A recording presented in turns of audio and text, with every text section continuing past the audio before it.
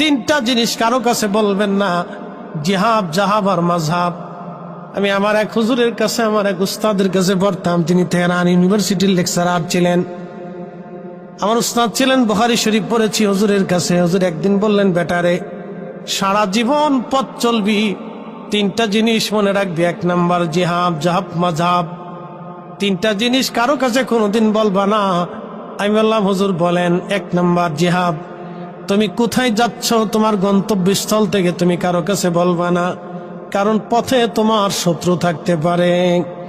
2 নম্বর, তোমার কাছে কি পরিমাণে অর্থ আছে তুমি কারো কাছে বলবা না, কারণ সম্পদের কারণে মানুষ দুশ্মন হয়ে যাবে।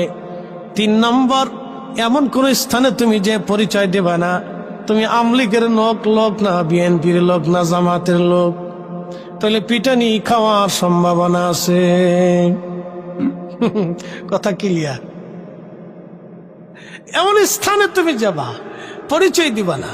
উনি বলতেন, আমি তেহরান ইউনিভার্সিটিতে বহু বছর অধ্যাপনা করেছি, আমি যে সুন্নি শিয়ারা জানত না। বহু বছর আমি তেহরান ইউনিভার্সিটিতে পড়েছি, কিন্তু আমি যে সুন্নি তাদেরকে কখনো বুঝতে দেইনি। যদি তারা জানতো যে আমি সুন্নি, তা আমার